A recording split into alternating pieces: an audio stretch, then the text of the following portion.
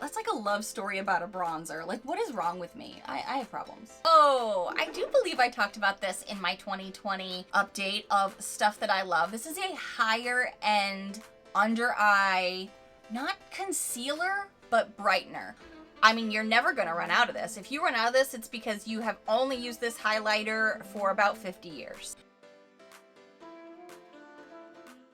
Hi friends, welcome back to my channel and welcome to a video I did last year and a lot of you guys loved it, so I wanted to do it again this year. And it's a where are they now type video. As most beauty YouTubers do, at the year end we tend to tell you what we loved through the year, sometimes what we didn't love, and then there's always that thought process after that time frame. It's like, where did those products go? Do you still love them? Do you still use them?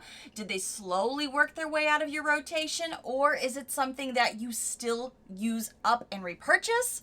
Okay, so I did this video last year and I had a few epiphanies, so I thought what a great opportunity to kind of go back through my collection, back through some favorites that I told you I loved and couldn't live without, and now figure out, do they still work for my tiny beauty space? Do they still work for my skin?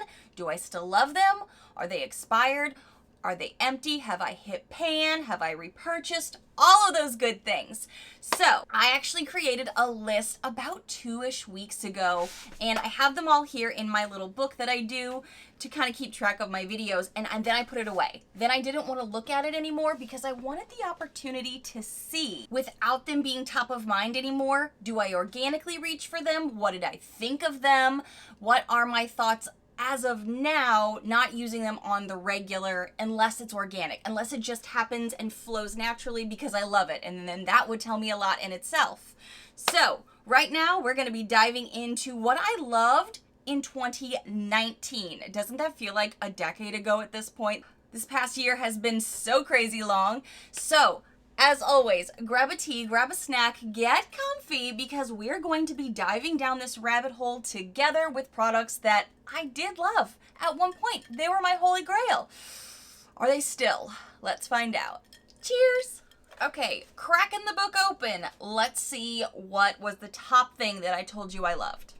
Ooh, yes! I tend to like to do these in order of how I put them on my face because that's just kind of like how I go through even like the grocery store and stuff. You know what I mean? It's like, what aisle do I start? So let's start with the base face. Looks like I have 2 products here that I told you about in 2019, and I am pretty sure I talked about them again in my favorites for 2020. A drugstore version and a high-end version of the same thing. Because if you are a girl with bossy pores, especially when they're right up front, you are looking for any solution to mask them, make them look smooth and seamless. And I loved a drugstore version and a high-end version. These are both Canvas Putty Primers. This one is called a Canvas. This one from e.l.f. is called the Poreless Putty Primer. This is something I have reached for a ton. And then the high-end version is the Tatcha Silk Canvas Filter Finish Protective Primer. But as you can see, these both have pan on them. I have used them up quite a bit, both in 2019 and 2020. So in this moment, not thinking of a whole year wrap-up, but in this moment, how do I feel about them?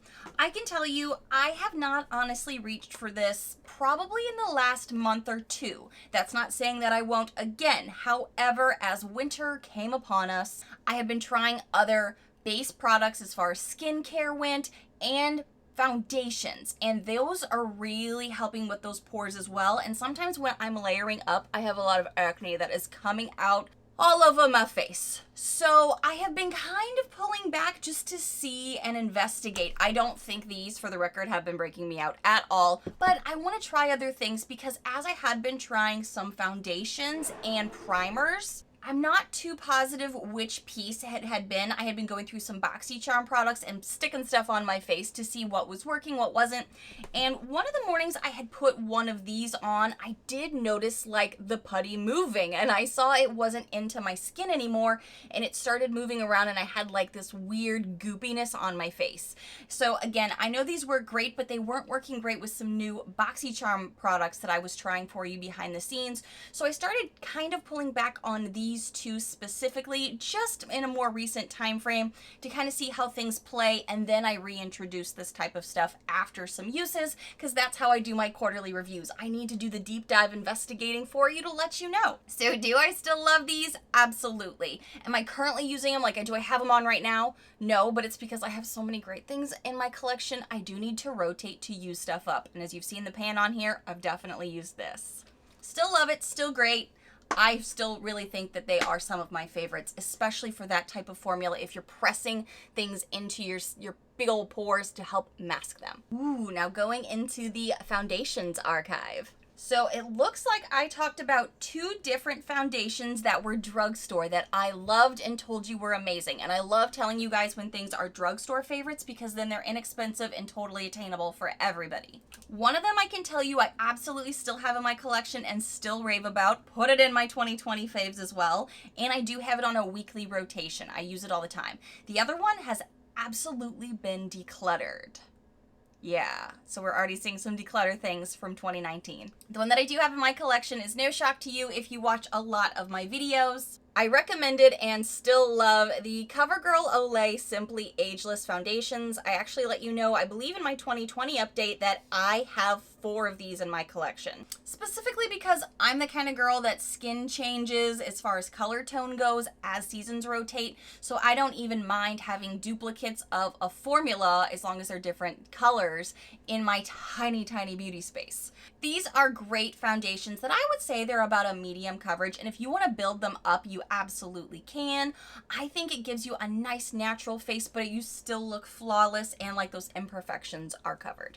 The one that I don't have anymore is the CoverGirl Outlast All Day 3-in-1 Foundation. That one is something I loved for years and years, and then when CoverGirl went cruelty-free, I was so excited to get to repurchase a bunch of stuff from CoverGirl, and the first thing I wanted was that foundation because I knew how good it made my skin look all day long. Well, life changes and formulas can change, I can change. I'm not really sure if they changed the formula on that or if it's just me and my skin changing or a bit of both. But I can tell you that has no longer been something that I loved. I bought one and I just kept trying it and putting it in with other things, and I couldn't make it work. It didn't last well. It didn't make my skin look good at all. So that ended up getting decluttered. Ooh, concealers were a really big deal for me, and I do still love me some concealers. I know not everybody uses them. I actually really enjoy them for a few ways. Under the eyes to cover some tiredness and imperfections, and then down the nose as well for sometimes those hormonal allergy rednesses. And I also like to use it to highlight. The one that I had on here that I loved a lot that was a high end is something I got again from BoxyCharm, and I'm so excited because I didn't want to spend another like 30 bucks to repurchase it. I do use this a lot and I've told you guys I love it. This is the Too Faced Born This Way Multi-Use Concealer. This one is to conceal, contour, highlight, and retouch. I think this is a great formula for a lot of skin types. Mine is in the shade Pearl. I use it specifically for concealing under the eyes, like I said, down the nose, and for highlighting around my face. I think this formula has a really great consistency to it. I feel like I can let it sit for a little bit more coverage buildup. Like if you let it sit about 30 seconds, it'll give you even a little bit more coverage. And then if you press and pack it in, you can get a really nice highlight as well. I like to put it a little bit on the forehead, down the nose, and on the chin on the days that I'm really wanting to kind of like give a full glam look. I love this a lot and keep reaching for it. I'm so grateful BoxyCharm gave it to me again so I didn't have to buy it again. Another one that I had down here, I don't use nearly as much if I'm going to be honest. And I think I had to declutter one earlier in 2020, but I think it's because I used up most of it. This is the e.l.f. 16-Hour Camo Concealer. Mine, I had 2 actually at one point. This one is in the shade Medium Beige. I think this one's a bit darker, which might be why this one still has enough product in it. I enjoy this, and I think it's a really nice drugstore concealer. However, it is very drying. I feel like you have to move pretty quickly, and I don't feel like this does the highlighting that I enjoy like this one does, and maybe like my ColourPop one that I really enjoy. I like a concealer that can, yes, give you some coverage, but also give you some brightness and illuminate parts of your face. For my face shape, that tends to work best. I know not everybody enjoys that, but that's why I think this one hasn't really been top of mind a lot in the more recent time frames. Like if I've been reaching for a concealer these past few months, I'm most definitely reaching for the Too Faced and the ColourPop No Filter Concealer. I love those. This is still great quality and I would still recommend it. It's just that I use this type of makeup another way and prefer it to give a little bit of highlight. Okay, where are they now? And I remember loving this, and I just remember thinking, I don't ever want to be without this loose, translucent powder. And that sounds really dramatic, especially if you're not a powder girl. But as a woman with oily skin, and it's kind of fickle, you know when a powder will work for you and one that's just not cutting it. And this powder was so great for my skin, and I thought it made me look airbrushed and flawless. And it was really inexpensive. It was the Wet n Wild Loose Translucent Powder. If you guys have been with my channel for years, you know I didn't shut up about that in faves and fails, year-end videos. I was obsessed. And then, unfortunately, Wet n Wild had this weird thing where they became really in a gray area of if they truly are cruelty-free. And I know some people say they are cruelty-free, and I know some people say, nah, they're really not. They sell in mainland China. Oh, but I also heard another thing that Wet n Wild somehow got some kind of exemption that they're not going to have their products tested on animals while in China. I've heard all the things, and it just got to be really confusing and difficult. So I started discovering other powders that I fell in love with, and thanks to BoxyCharm, stuff is shipped to me all the time. So I really didn't need to repurchase that once I got done with my last one, but that was a little bittersweet because I loved that powder. Now I do have some powders in my collection that I think I like even more than that one at this moment, but they're not, you know, $4.99 at the drugstore or anything like that. So it's bittersweet. Ooh, a primer, kicking it back to primers. This came down a little bit later, probably because I was talking about my oily skin in that video. And this is something that I still do genuinely enjoy for my oily, bossy skin. However, I really only use it during certain times of the year. I don't use this primer all year long. That is the e.l.f. Oil Control Mist Primer. I do really enjoy this primer. However, I tend to pull that out in the more hot, humid months here in Tampa. And the way that I like to apply it, because the spray on these is a little fickle, I like to just kind of pump it into my hand and then apply it kind of where I notice I get really shiny during the day when it's hot and humid out. When I lived in the Midwest, I probably would have only used this like 3 months out of the year. Now that I am in Tampa, I do probably use this a good 6 months out of the year, kind of throughout, depending on how my skin is doing and what's going on. I do still like this, so if you are an oily skin sister that has that struggle, this could help you. And it's e.l.f., so it's inexpensive. I love that. Okay, so question. Is it weird to smile when you think of a product? And it's a powder. Like, I feel like that type of excitement should be reserved for more exciting makeup like eyeshadow palettes or highlighters or something like that. But this powder can hold my ish together, and maybe it is because I'm an oily skin girl that I just rely on this powder to set my makeup but also keep me in check all day. And it's cheap. It's from CoverGirl. This is the CoverGirl Advanced Radiance Powder. Mine is in the shade 110 Creamy Natural. And as you can see, I've already hit pan on this.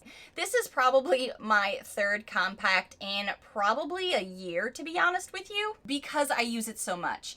I feel like I wish I could do more like empties videos, but the thing about empties videos is once you hit pan or you finish up something, you have to hold on to it till you have enough items to kind of be worthy of doing a video.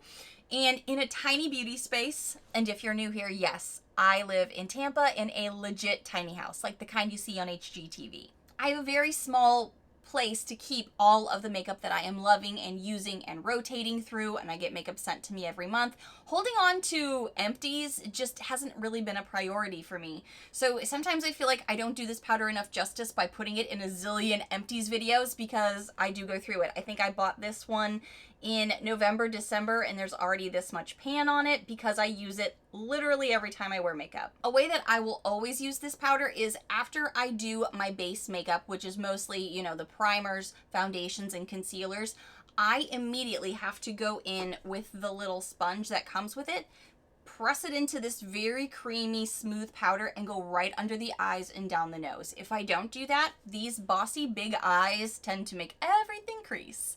And then I also, especially depending on what type of foundation I'm wearing, like to lightly pack into this compact and then just kind of like dab all over my face, just to kind of keep everything in check. And then I still add more powders because I'm an oily skin girl and that's what works for me. Actually, I want to do a little bit down the nose in this moment because I happen to notice some creasing. This is one of my favorite powders ever, so I was really excited when I did see CoverGirl went cruelty-free, mostly for the foundation that doesn't work for me anymore. But this does, and I knew I loved this compact because it is so creamy, it is so versatile. I can use it for touch-ups throughout the day, and it adds just enough coverage that you look like you're put back together again, without having to do a bunch of work like in the middle of your workday or something. But also it's great for setting your makeup like right after you're putting down your liquids. I love this a lot. Okay, this is so funny that this particular product was in my 2019 favorites because if you've been with me a while, you know I hated this bronzer for a while. Then I decided I loved it so much that I hit pan, used it all up, and then I couldn't find it again when I would go to purchase another one because the shade, for some reason, is not easy to find. The number 7 Maple Bronzer. I fell in love with this bronzer, I think about 2 years ago, but I had it in my collection much longer. I got this when I was still living in St. Louis at like a Walgreens because I was really curious about the number 7 line. I had been hearing a lot about it. I thought this was way too cool toned for me, but this was when, keep in mind, I loved all warm toned makeup. I didn't even understand cool toned makeup. I didn't think it looked well with my skin, my hair, or anything. Now I can see a nice balance in what I do have in my collection. I can tell you I would not consider this very cool toned anymore, but I did then. Once I fell in love with this because I found I could use it either as a natural contour or as a warming up bronzer. I used this and used this all the time. It was small and compact. It wasn't in a big palette, so I could put it in a overnight bag. I could take it with me anywhere, and this just really became something I used continually every single week until it was gone. And then I thought I have plenty in my collection. I should really, show some love elsewhere. And I did for a long time, and then I would think about this bronzer every now and again. But I always, anytime I would look, couldn't find the shade Maple. I could find that there was another sister product that was in this line that it just had they always had that one. Maybe it was Caramel. They always had that available, but they did not have Maple. And then just one day I was going into a Walgreens when I don't even go into Walgreens anymore, and I saw 2 different kinds sitting there, and I thought, I'll just look. And then one of them was Maple. I grabbed it. I just did because I knew how much I liked it. This is a long story to tell you about a bronzer. I know, but that's how I feel about it. I do still love it, and clearly I still recommend it because I just bought a fresh one maybe 2 months ago. That's like a love story about a bronzer. Like, what is wrong with me? I have problems. It's not even my most favorite bronzer at the moment, and that just tells you if I have this whole story about it, I got problems. I'm obsessed. Okay, so speaking of bronzers though, there was a bronzer in my collection that I think I repurchased it at least twice, and this was a product that was hard to go through. So the fact that I repurchased it twice tells you I loved it a lot, and it's the Physicians Formula Butter Bronzer. It hurts almost to say it because I remember how much I enjoyed it, and then when they started kind of opening up that they had more lines and more colors to them, I was game. I even bought the full first collection that came out in like 2017 or something.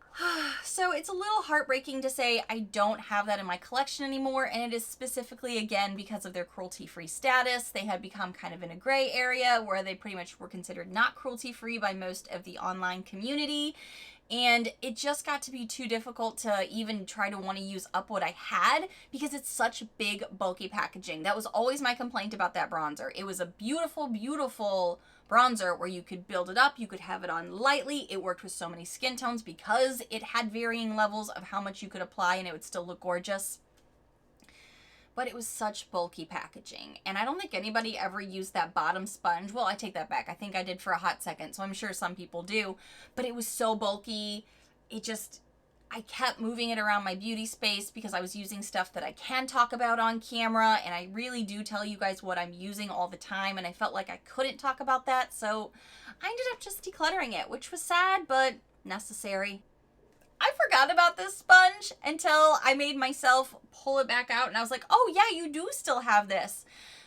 Okay, let me explain. I had told you guys in 2019, one of my favorite sponges of the moment was for powder. And you're not shocked if you've listened to any part of this video where I'm only talking about powders. Holy buckets. This is the Real Techniques powder sponge.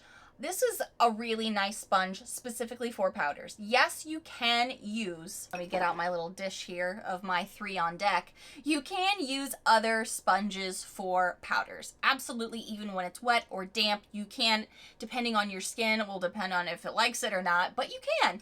What I liked about this sponge though is that I could dedicate just powders to it.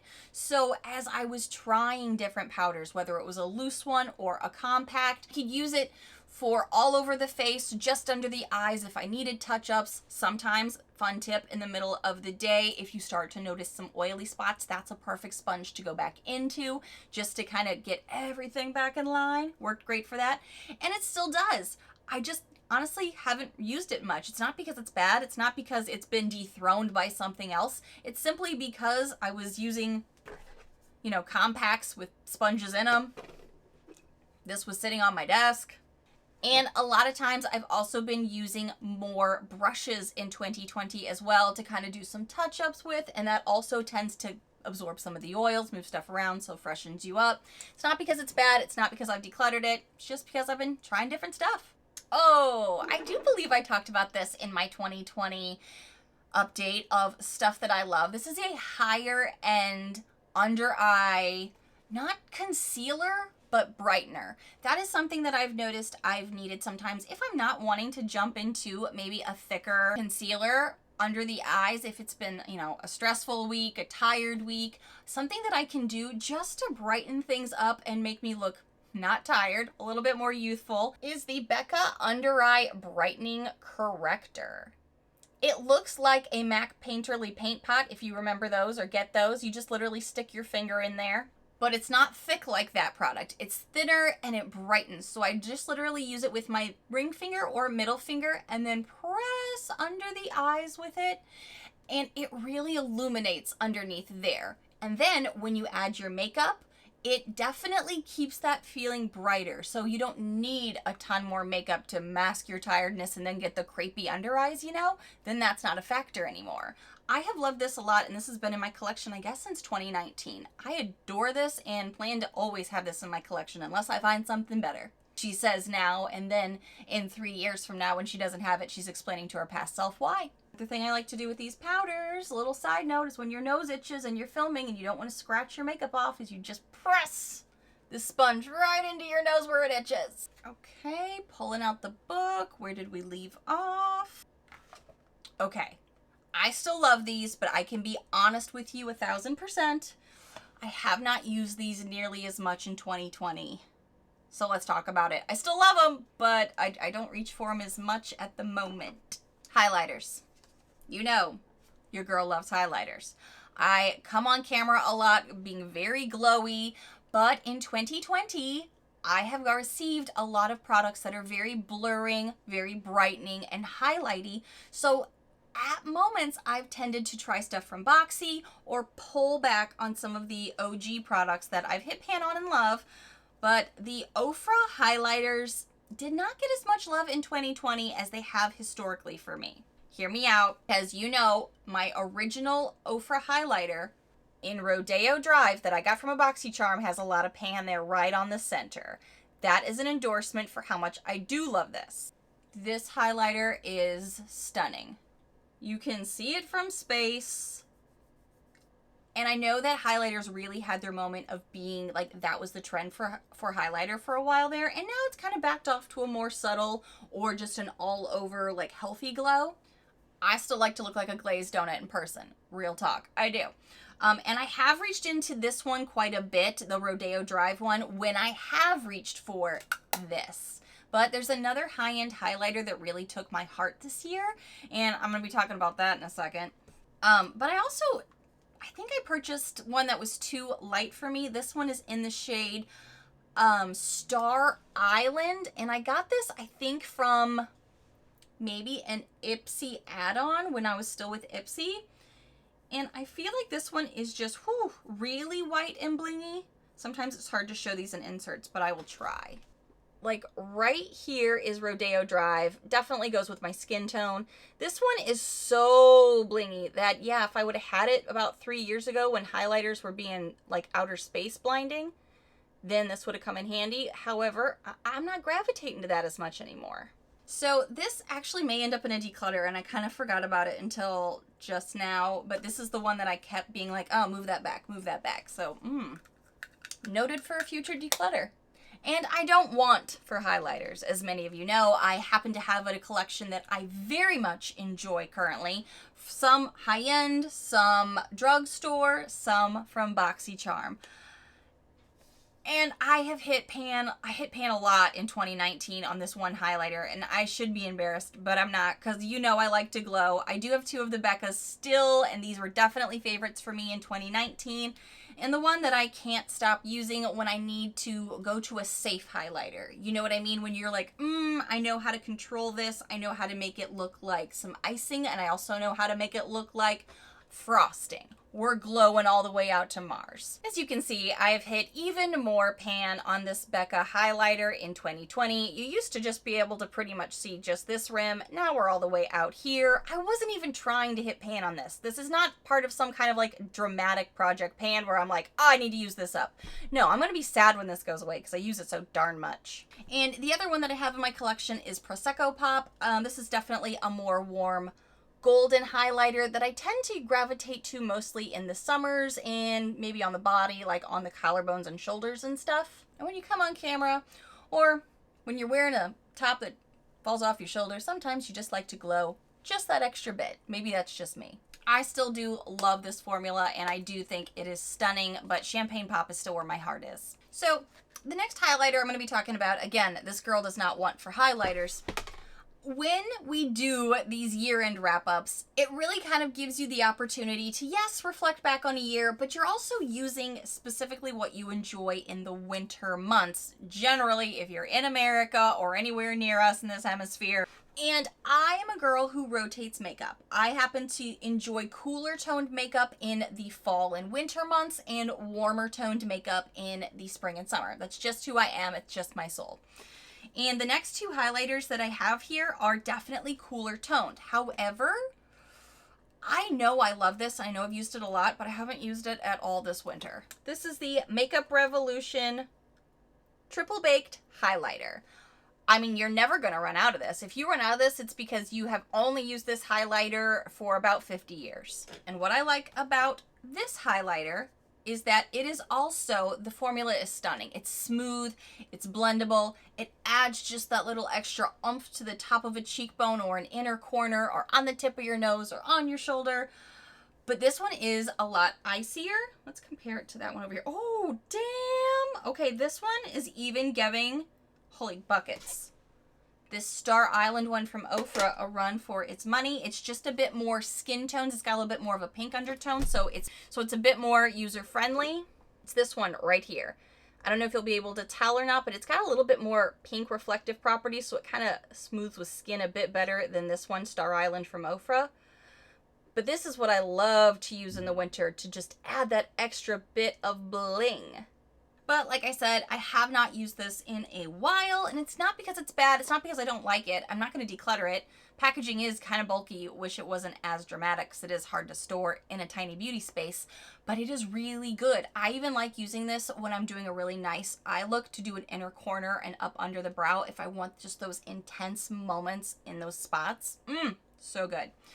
I haven't had a lot of moments for that, but I've been reaching for a lot more natural makeup, which might be why some of these things have not been on my radar as much, because we've been gravitating to a natural flow. I have reached for this. This is one of my ColourPop OGs, and I did do a pretty good declutter with some of my ColourPop cream powder, cream shadows, cream face products, because as an oily skin girl with some texture on her skin, I've just had to start better understanding what works for me now versus what maybe I loved in the past, and creams just aren't my jam. This is the highlighter in the shade Wisp. This is still a stunning highlighter, super creamy. I mean, so creamy. And as you can see, it's not too pale or too light for me like some of the other ones were.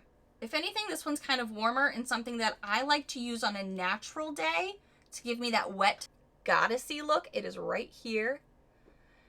And it's really nice for the body, for the face, when you're just wanting that body glow, that whole I'm glowing from within, healthy drenched skin feel. I had, I think, 2, maybe 3 others. Then I got down to 2 for a while, and now I'm down to this one as far as the ColourPop Super Shock highlighters go. I'm going to hang on to this because I do really like it when I'm a bit warmer and I want that glow. This next product I learned from one of my favorite YouTubers from back in the day. I don't watch her too much anymore, but how many of you still love Carly Bybel or used to watch a ton of her videos?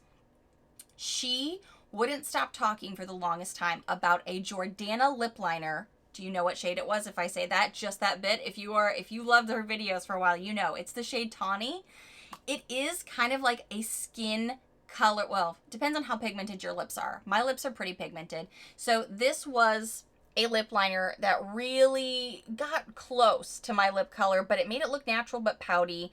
It's a nice cream pencil, really inexpensive. Get it at the drugstore for like, what, $2-3? This one is at its very end. Like, I'm at this baby nubbin.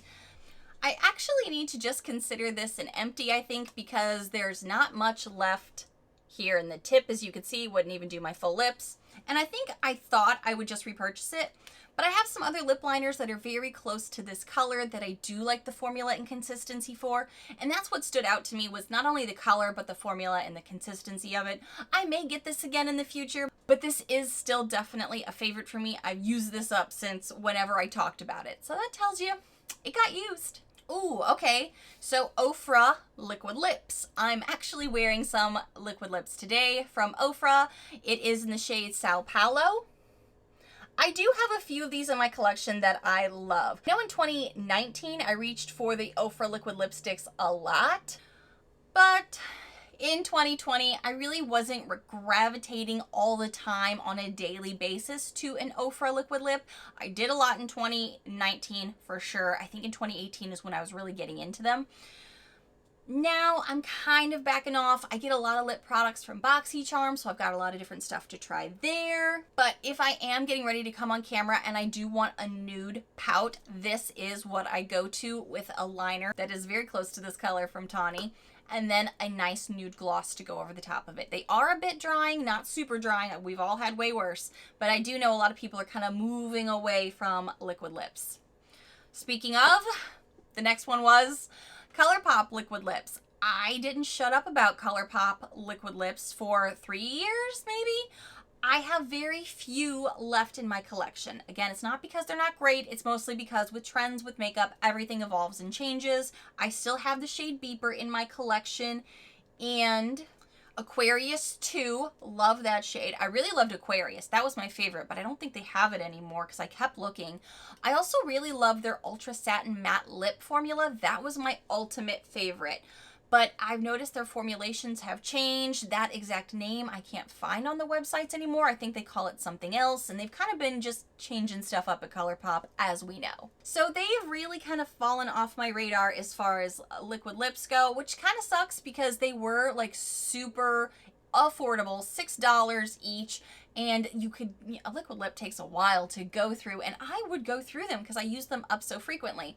But as we wore masks through 2020, but also as makeup has evolved, these have kind of fallen off my radar a bit. Ooh, something else that I enjoy, but I don't have in my collection at the moment, mostly because it was expired, was the NYX Glitter Glue Primer. I have something else that I received from a BoxyCharm that I do have in my collection to replace it, simply because when I was doing one of my declutters I do here on my channel, I realized that it was at least over a year old, and those, I think they have like a 6-month shelf life, and when you're putting something on your eye, you just kind of want to be cautious. So I did declutter that, but only because it was expired, not because it isn't good. And if this Alamar one I got from BoxyCharm doesn't work, I'll just be going back to the drugstore to buy the NYX one because that's the best glitter glue I have tried. That's from the drugstore. Okay, this is gonna hurt a little. I do still have this in my collection. I do still think of it as a favorite. But apparently it's being discontinued, and some of you let me know in my video when I told you I was heartbroken it was gonna be, that it looks like it's going away. A lot of you let me know that it was on sale, but I missed the sale by like this much time. So I'm still using this and keeping my eye out for any other replacements that I can still get, because I think there might still be a little bit more out there. It's the Tarte Park Avenue Princess Chisel Palette. Now this is the palette that taught me what cool tones and warm tones were for my face makeup. I also love these two lighter powders over here for under the eye, highlighting and brightening. I've clearly hit a ton of pan on this, so you know it's a favorite. And then BoxyCharm enters my life every single month, and face palettes have been plentiful. I'm actually going to talk about one next that I do enjoy. And you do have to, you know, see what's out there. What's the variety? Variety is the spice of life. I know, and when you get as much makeup as I do to review here online, I want to be able to try other stuff for you, but this is something that I still love. I mean, I still love it. Look at how much pan is on there. It is awesome. One of the face palettes I got, I guess it was in 2019, that I have definitely used through 2020, is this Tarte Clay Play palette. I love this palette a lot. This is a great weekend type of palette to take out somewhere too, because it's got eyes and face products. Super simple. This is all mattes.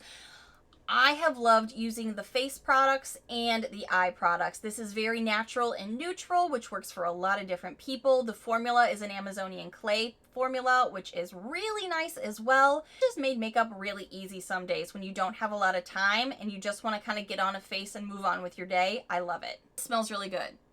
Really good. All right, we're getting to the bottom of the list here, and the next thing on here is the Tati Beauty palette.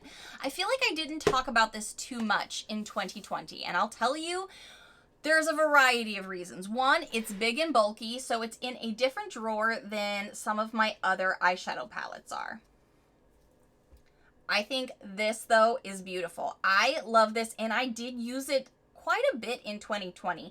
It wasn't maybe on a weekly rotation because I had a lot of palettes to try in 2020, but when I wanted an easy day that was just like put on a natural look and go, if you want a little zhuzh up for some dimension and texture, it's all in one. I love this palette. I also didn't mention it much because I still don't know if Tati Beauty is even selling products, and I kind of hesitate to bring up a palette over and over again if I don't think you can get it. I don't know if she is selling at this moment. I've honestly also not investigated, though. I do think her shadows are quality. If you are a newbie at makeup, or if you're an expert at makeup, you can really appreciate the creaminess of the formula. If you have any types of crease in your lids when you're trying to, you know, smoke out your crease or blend, these shadows work beautifully. Anytime I'm having some struggles with the inner part of my lid, because that's where I tend to get a little bit of creasing with my big expressive eyes, this formula blends it all out. You don't even see it. Everything looks smooth and even. I love this palette a lot, a lot, a lot. I do kind of wish it was a little bit smaller though, so I could put it with the rest of my eyeshadow palettes. That's an organization struggle I just have here in my tiny house, but this is so good. I still love it. Still recommend it if you can get it. I don't know. If she comes out with another palette, even if she never comes back to YouTube, I would consider it. Ooh, didn't mean to end on this note, but here we are.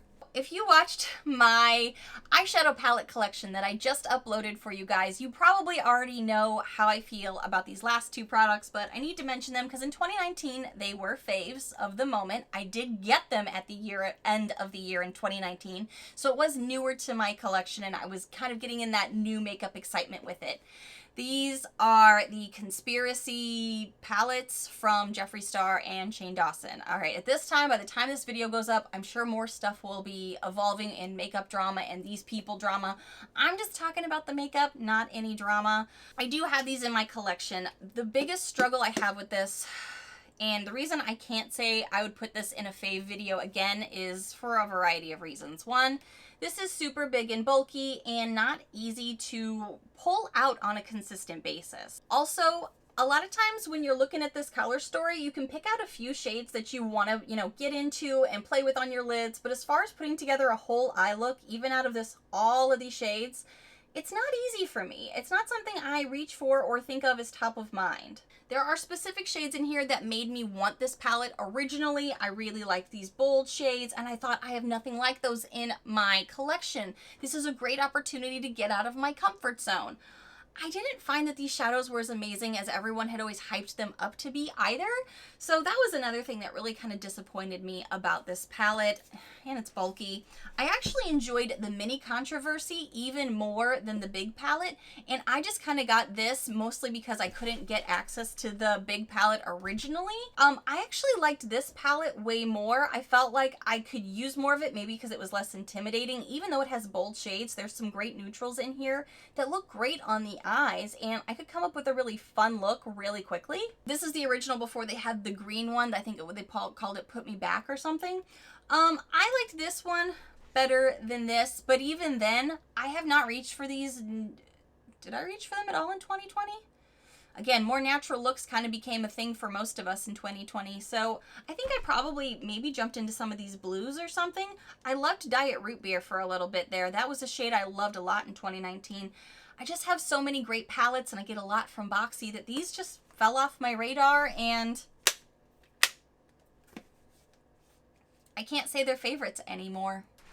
Okay, guys, I think we have gone through everything that I let you know in 2019 were favorites of mine. Some of them, yeah, they're still favorites. They're still top of mind. They're still in the weekly rotation, whereas others have been decluttered or dethroned. I know 2019 was not that long ago, but doesn't it seem like, gosh, that feels so long ago that it's kind of fun to go back and reminisce about stuff that you're still loving and reaching for. And then there's other stuff that I don't have in my collection, things that I'm thinking about decluttering, and just stuff you change your mind about as you evolve and makeup evolves. I'm always looking for something fun and new, so let me know below if you have anything that is still a ride or die for you from 2019, or something that you're like, oh, that's gone for me too. Thank you guys so much for watching, and if you happen to be new to my loud, weird, crazy, unique channel, hi new friends, I hope you take a quick moment to hit that subscribe button down below so you just don't miss out on all of these fun, loud, weird, unique videos I do every single week. I love you guys.